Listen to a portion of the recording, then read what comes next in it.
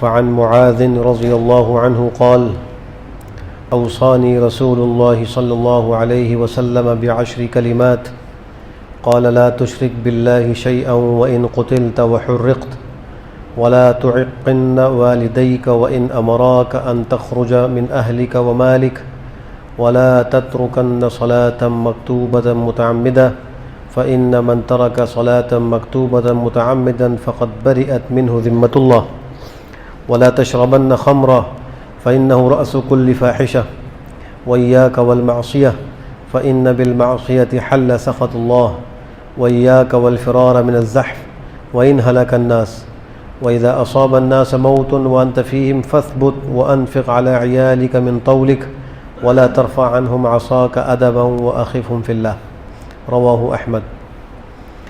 حضرت معاذ بن جبل رضی اللہ تعالیٰ عنہ سے روایت ہے کہ رسول اللہ صلی اللہ علیہ وسلم نے ایک دفعہ مجھے 10 باتوں کی وصیت فرمائی۔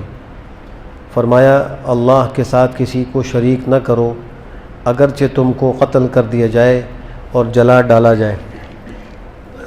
یہ 10 باتوں میں سب سے پہلی بات ہے اللہ سبحانہ وتعالیٰ کے ہاں کفر و شرک کی معافی نہیں ہے، یعنی اگر کسی کا خدا نہ خواستہ کفر و شرک پر انتقال ہو جائے اور وہ مر جائے تو اس کی توبہ کی کوئی صورت نہیں ہے۔ لیکن اگر اس نے جیتے جی چاہے وہ 50 سال کا کفر ہو، 80 سال 90 سال کا شرک ہو، لیکن موت سے پہلے اس نے توبہ کر لی اور عقیدہ توحید پر وہ آ گیا تو اللہ کے ہاں تو وہ توبہ قبول ہے، لیکن خدا نہ خواستہ اس عقیدے پر مر گیا تو پھر کوئی اللہ کے ہاں معافی نہیں ہے۔ اللہ نے اس کا ذکر قرآن کریم میں یوں فرمایا کہ ان اللہ لا یغفر ان یشرک بہ ویغفر ما دون ذلک لمن یشاء۔ اللہ اس بات کو معاف نہیں کرے گا کہ اس کے ساتھ کسی کو شریک کیا جائے، اور اس سے کم جتنے گناہ ہیں اللہ ان کو جس کے لیے چاہے گا معاف فرمائے گا، اس میں اللہ کو اختیار ہے۔ البتہ اگر کوئی آدمی کسی کو مجبور کرے کلمہ کفر و شرک کہنے پر، کبھی کبھی دشمنوں کی طرف سے ایسی کوئی صورت پیدا ہو جاتی ہے، اللہ سب کی حفاظت فرمائے، تو اگر اس کو اپنی جان کا خطرہ ہو، اس حالت میں اگر وہ دل کے اطمینان کے ساتھ مجبور ہو کر زبان سے کلمہ کفر کہہ دے تو اس کی اس کو رخصت ہے، اجازت ہے، کہہ سکتا ہے، لیکن بشرطے کہ دل اس کا مطمئن ہو، وقلبہ مطمئن بالایمان۔ لیکن اگر خدا نہ خواستہ زبان سے کلمہ کفر کہنے کے ساتھ ساتھ دل سے بھی اس کو شرع صدر ہو گیا اسی کفر پر تو پھر وہ تو دائرہ اسلام سے نکل جائے گا، اس کے لیے کوئی رخصت نہیں ہے۔ لیکن اگر کوئی اس رخصت پر عمل نہیں کرتا اور وہ جان دے دیتا ہے لیکن زبان سے کلمہ کفر نہیں نکالتا تو وہ اعلیٰ مرتبے کا اللہ کے شہید شمار ہوگا، اس کا بڑا اعزاز و اکرام ہے۔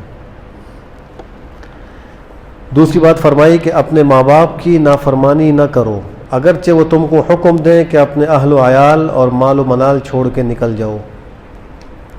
پہلی چیز یہ ہے کہ ماں باپ کا ادب، احترام، ان کی خدمت یہ اولاد کا فریضہ ہے، اور اس کی اہمیت کا اندازہ اس سے لگایا جائے کہ اللہ سبحانہ وتعالیٰ نے قرآن میں اور اللہ کے نبی صلی اللہ علیہ وسلم نے احادیث میں جو اللہ کے ساتھ شرک کرنے کا گناہ ہے اس کے ساتھ ماں باپ کی نافرمانی کے گناہ کو ذکر فرمایا۔ اس سے اندازہ لگایا جا سکتا ہے کہ یہ کتنا بڑا گناہ ہے ماں باپ کی نافرمانی۔ قرآن کریم اللہ فرماتے ہیں سورہ بنی اسرائیل میں وَقَضَىٰ رَبُّكَ أَلَّا تَعْبُدُوا إِلَّا إِيَّاهُ وَبِالْوَالِدَيْنِ إِحْسَانًا۔ جہاں یہ حکم دیا کہ اکیلے اللہ کی عبادت کرو، فوراً بعد فرمایا ماں باپ کے ساتھ حسن سلوک کرو۔ حدیث شریف میں فرمایا آپ نے اکبر الکبائر الاشراک باللہ وعقوق الوالدین، گناہوں یعنی کبیرہ گناہوں میں سب سے بڑا گناہ اللہ کے ساتھ شرک کرنا ہے، دوسرے مرتبہ فرمایا ماں باپ کی نافرمانی کرنا ہے۔ یہاں دوسری چیز ذکر فرمائی کہ اگرچہ وہ تم کو حکم دیں کہ اپنے اہل و عیال اور مال و منال کو چھوڑ کے نکل جاؤ تو بھی تم ان کی اطاعت کر لو۔ علماء نے لکھا ہے کہ اس قسم کے حکم پر اولاد کے لیے تعمیل واجب نہیں ہے۔ یہ حضرت معاذ بن جبل کو آپ نے خاص طور پہ فرمایا، وہ امت کے خواص میں سے ایک فرد ہیں، ان کا حکم تو الگ ہے۔ عام حکم یہ ہے کہ اگر ماں باپ کسی بچے کو کہتے ہیں کہ تم اپنی بیوی بچوں کو چھوڑ کر الگ ہو جاؤ تو ان بچوں پر ماں باپ کی اطاعت اس حکم میں واجب نہیں ہے، بلکہ وہ دیکھیں کہ اگر بیوی صحیح ہے اور کوئی ایسی شریعت کی خلاف ورزی لازم نہیں آ رہی تو اس کو اپنے نکاح میں رکھے اور بسائے، اور ماں باپ کے اکرام میں بھی کوئی کمی نہ آنے دے۔ لیکن اگر وہ صراحتاً کسی نافرمانی کا حکم دیں اللہ کی یا اللہ کے رسول کی تو اس میں ان کی اطاعت جائز نہیں ہے۔ اس لیے کہ حدیث شریف میں اللہ کے نبی نے فرمایا لا طاعت لمخلوق فی معصیۃ الخالق، خالق کی نافرمانی میں مخلوق کی اطاعت جائز نہیں ہے۔ اب چاہے وہ مخلوق ماں باپ ہوں، بڑے بھائی ہوں، خاندان کے بڑے ہوں، اگر وہ کسی ایسی بات کا حکم دے رہے ہیں کہ اس میں اللہ کی نافرمانی لازم آتی ہے تو ان کی اطاعت جائز نہیں ہے۔ تیسری بات فرمائی کبھی ایک فرض نماز بھی قصداً نہ چھوڑو، کیونکہ جس نے ایک فرض نماز بھی قصداً چھوڑی اس کے لیے اللہ کا عہد اور ذمہ نہیں رہا۔ اگرچہ قصداً نماز چھوڑنے سے انسان کافر تو نہیں ہوتا، لیکن یہ بہت بڑا ایک گناہ ہے۔ اگر اس سے توبہ نہ کی جائے تو یہ گناہ آہستہ آہستہ انسان کو کفر تک لے جاتا ہے۔ یہ بڑی خطرے کی بات ہے۔ جیسے کہ حدیث نے فرمایا کہ ایمان اور کفر کے درمیان جو فرق ہے وہ ترک صلاۃ سے ہے۔ اگر نماز کوئی پڑھ رہا ہے تو یہ اس کے ایمان کی علامت ہے، اور قصداً نماز کو چھوڑ رہا ہے تو یہ بڑے خطرے کی بات ہے، اس لیے کہ ایمان اور کفر میں امتیاز ہی اسی سے ہو رہا ہے۔ تو نماز کی خوب اہمیت دلوں میں بھی ہونی چاہیے، عمل سے بھی اس کو زندہ کیا جائے۔ چوتھی بات فرمائی کہ ہرگز کبھی شراب نہ پیو، کیونکہ شراب نوشی سارے فواحش کی جڑ اور بنیاد ہے۔ شراب کا ایک قطرہ بھی ایسے ہی حرام ہے جیسے اس کی ایک بوتل اور ایک جام حرام، چاہے ایک قطرے سے نشہ نہ آئے، مثل پیشاب کے شراب کا پینا حرام ہے۔ اور قرآن کریم میں اللہ سبحانہ وتعالیٰ نے اس کی حرمت پر صریح آیت نازل فرمائی، انما الخمر والمیسر والانصاب والازلام رجس من عمل الشیطان فاجتنبوہ، یہ جوا اور شراب اور یہ بت پرستی، یہ سب جو ہے فرمایا کہ شیطان کی طرف سے ہے، گندگی ہے، ناپاکی ہے، اس سے بچو، صراحتاً فرمایا اس سے بچو۔ اور اسی آیت سے شراب کی حرمت بھی ثابت ہو رہی ہے۔ اس سے پہلے کچھ آیتیں نازل ہوئی تھیں، ان میں شراب کو صراحتاً حرام نہیں قرار دیا گیا، بلکہ یہ جگہ تو فرمایا کہ لا تقربوا الصلاۃ وانتم سکارى، یہ جگہ فرمایا یصلون علی الخمر والمیسر قل فیہما اثم کبیر ومنافع للناس، یہ شروع میں تھا، لیکن آخر میں سورہ مائدہ کی آیت نازل ہوئی کہ انما الخمر والمیسر والانصاب والازلام رجس من عمل الشیطان فاجتنبوہ، اس کے بعد شراب بالکل ہی حرام ہوگی، اب اس میں کوئی گنجائش نہیں ہے۔ اور آج افسوس سے کہنا پڑتا ہے کہ مسلمان شراب خانہ کھولے، لائسنس لے اور پھر اس کو شراب فروخت کرے، اور مسلمان جا کر وہاں سے لے، یہ تو بالکل خلاف اسلام ایک عمل ہے، اس سے اجتناب بہت ضروری ہے۔ اور یہ شراب ام الخبائث، یہ بہت سے گناہوں کی بنیاد ہے۔ شراب نوشی کرنے والا بہت سے کبائر کا مرتکب ہوتا ہے، اور اس کے بعد تو کئی گناہ اس سے صادر ہوتے ہیں۔ اس کے بعد فرمایا کہ ہر گناہ سے بچو، کیونکہ گناہوں کی وجہ سے اللہ تعالیٰ کا غصہ نازل ہوتا ہے۔ اللہ نے اپنی ناراضگی کو گناہوں میں چھپایا ہوا ہے، گناہ سے حد درجہ بچنے کا اہتمام۔ اور فرمایا کہ جہاد کے معرکے سے پیٹ پھیر کے نہ بھاگو، اگرچہ کشتوں کے پشتے لگ رہے ہوں۔ جب دشمن سے جنگ ہو رہی ہو تو اس جنگ میں پیٹ پھیر کر بھاگنا جائز نہیں، یہ بزدلی کی علامت ہے، چاہے اس پر جان جائے لیکن پھر بھی انسان ڈٹ کر مقابلہ کرے۔ اور جب تم کسی جگہ پر لوگوں کے ساتھ رہتے ہو اور وہاں کسی وبائی مرض کی وجہ سے موت کا بازار گرم ہو جائے تو تم وہیں جمے رہو، جان بچانے کے خیال سے وہاں سے مت بھاگو۔ کوئی طاعون پھیل گیا، کوئی وائرس پھیل گیا تو انسان کو جان بچا کے وہاں سے بھاگنا نہیں چاہیے، وہیں رہے اور رہ کر توبہ استغفار کرتا رہے، اور جو بچاؤ احتیاط کی چیزیں وہ کرتا رہے۔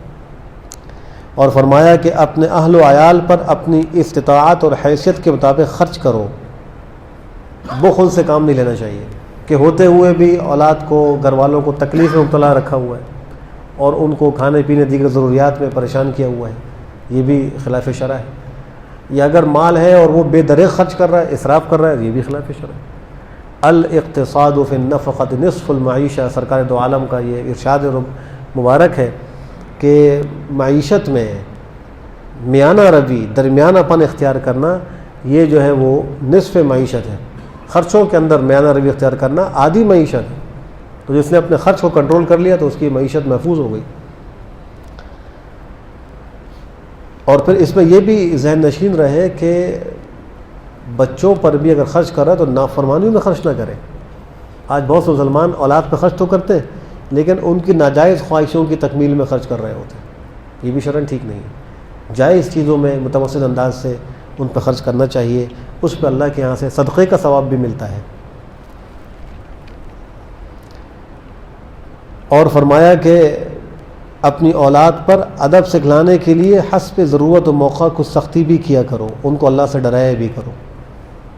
بسا اوقات انسان سمجھتا ہے کہ اگر میں بچوں کو ڈانٹوں گا تو یہ جو ہے وہ ڈانٹ ان کے لیے مناسب نہیں ہے، یا اگر نکیر منکر پر نکیر کروں گا تو یہ جو ہے وہ زیادتی ہو جائے گی۔ حالانکہ اگر کوئی بات بچوں میں قابل اصلاح ہو تو یہ ماں باپ کی ذمہ داری ہے کہ اچھے طریقے سے اس پر تنبیہ کریں، ان کو سمجھائیں اور فہمائش کریں۔ اور حدیث شریف کی روح سے ہر آدمی اپنے ماتحت لوگوں کا مسئول ہے، اس سے اس کا مواخذہ ہوگا۔ الا کلکم مسئول عن رعیتہ، تم میں سے ہر شخص اپنے ماتحت لوگوں کا نگران اور مسئول ہے۔ تم میں سے ہر شخص سے سوال کیا جائے گا کہ تمہاری رعیت میں یہ لوگ تھے، تم نے ان کو برائیوں سے روکا یا نہیں روکا۔ تو بیوی کے بارے میں شوہر سے سوال ہوگا، اولاد کے بارے میں ماں باپ سے سوال ہوگا، چھوٹے بھائیوں کے بارے میں بڑے بھائی سے بھی پوچھا جائے گا، تم گھر میں بڑے تھے، تم نے ان چھوٹوں کو جو تمہاری ماتحتی میں تھے تم نے شریعت کا حکم سنایا، ان کو منکر پر نکیر کی یا نہیں کی۔ تو کلکم مسئول وکلکم عن رعیت، تم میں سے ہر شخص اپنی رعیت کے بارے میں مسئول ہے، اس سے مواخذہ ہوگا۔ تو یہ چند نصائح آپ نے فرمائی ہیں، یہ آب زر سے لکھنے کے قابل ہیں، ان پر عمل کیا جائے تو زندگیوں کے اندر اللہ کی طرف سے بہت خیر و برکت نازل ہوتی ہے۔ اللہ ہم سب کو بہتر عمل کی توفیق نصیب فرمائے۔ الحمدللہ رب العالمین۔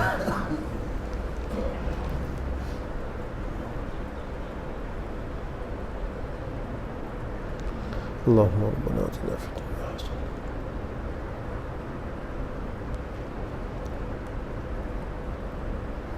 اللهم آت نفسي تقواها